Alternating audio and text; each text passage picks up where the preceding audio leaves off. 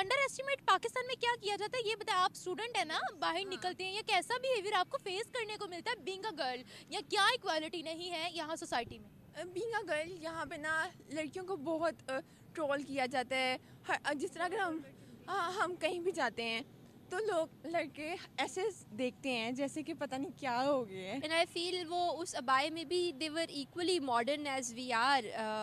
तो अगर इसको हम उस पर्सपेक्टिव से देखें तो ये गलत ट्रेंड भी है जो आप मुस्लिम कंट्रीज़ के लिए सेट कर रहे हैं। बात ये नहीं है, बात ये है कि आपका लिबास आपको काफ़ी सारी चीज़ों से प्रोटेक्ट भी करता है। कुछ एज अ लेक्चरर जो है, मैंने बहुत सारे अपने स्टूडेंट्स को ऑब्ज़र्व किया, खुद भी एज अ लेक्चरर मैंने बहुत सारी चीज़ों को ऑब्ज़र्व किया। आप जिस तरह से मैं आपको पहले भी कहा है कि आप अपने लिबास को एक लिमिट में रखें। यहाँ पर कुत्ते के साथ रेप हुआ था, गधे के साथ यहाँ पर रेप हुआ था, तो क्या वो भी ठुमक ठुमक के चल रहे थे जो मर्दों को काबू नहीं रहा अपने ऊपर? सऊदीया से और पाकिस्तान से अच्छी उम्मीद भी यही है कि औरतों को फ्रीडम दी जाए, लेकिन लिमिटेड। मैं ये नहीं कहती कि ओवर ही दी जाए और वो अपनी औकात ही भूल जाएं।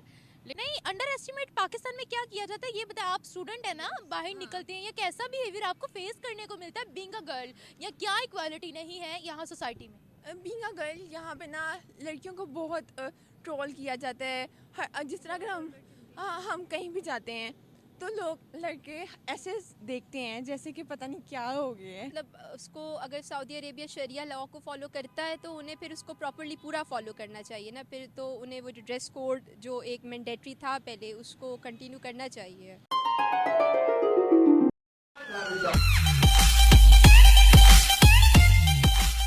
बात करने वाले हैं सऊदी अरेबिया से। ये बोला जा रहा है कि सऊदी अरेबिया ये अनाउंसमेंट करने वाला है कि वहाँ की खवातीन, वहाँ की विमेन जो चाहे वो पहन सकती है। सऊदी अरेबिया की विमेन का अपना डिसीजन होगा कि वो किस तरह की ड्रेसिंग करना चाहती है या वो क्या पहनना ओढ़ना चाहती हैं। इस बारे में पाकिस्तानी अवाम के रिव्यूज लेंगे। बढ़ते अवाम की जानिब जहां सऊदी अरेबिया वुमेन को इतनी ज़्यादा फ्रीडम दे रहा है कि वुमेन को पहले उन्होंने ड्राइविंग लाइसेंस इशू किए, अब वो ये कहने वाले हैं, अब वो ये कहने जा रहा है कि औरतें जैसे चाहे ड्रेसिंग कर सकती हैं, रियासत का उसमें अमल दखल नहीं होगा।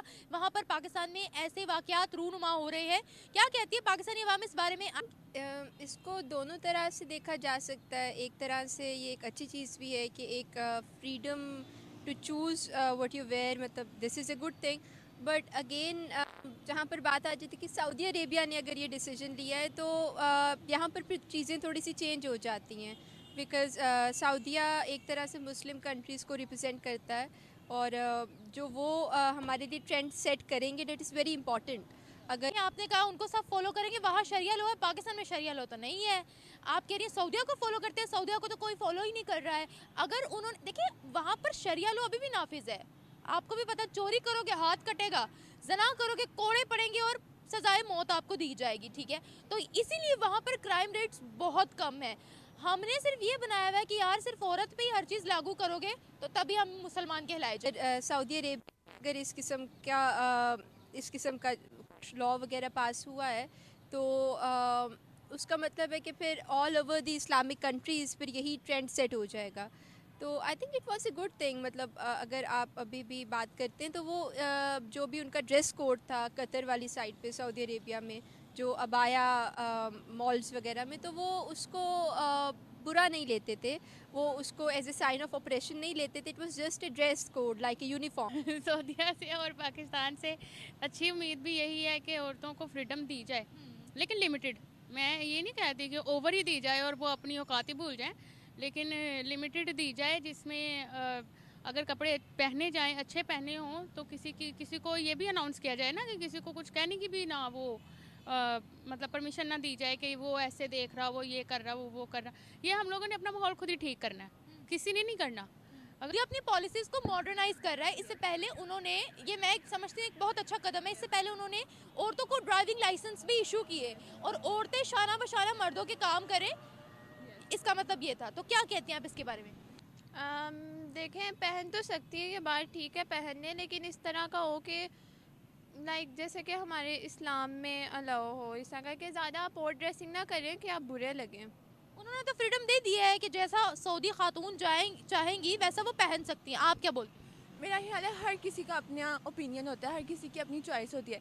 If anybody wants to do तो उसको कर देना चाहिए, लेकिन हर किसी को अपने लिहाज से करना चाहिए कि वो जिसमें कंफर्टेबल है वो करे, अगर वो नहीं कंफर्टेबल तो ना करे। बताएं कि सऊदीया है, शरिया लॉ नाफिज है वहाँ पर, उनको हम हमेशा टारगेट करते हैं जब भी वो अपनी पॉलिसीज़ को मॉडर्नाइज करते हैं या आगे बढ़ने की कोशिश करते हैं, तो हम ऐसा क्यों करते हैं? क्योंकि हमारा ख्याल है वो लोग इसलिए वो आजकल इतने तरक्की याफ्ता हैं, वहाँ पे हर तरह की वुमेन फ्रीडम राइट्स हैं, लोगों को औरतें हर जगह जा सकती हैं। अब उनकी मर्ज़ी है, वो जौन सी मर्ज़ी लॉ इम्प्लीमेंट्स करें, जौन सी मर्ज़ी पॉलिसीज़ करें, हमें उनको इतना क्रिटिसाइज़ नहीं करना चाहिए।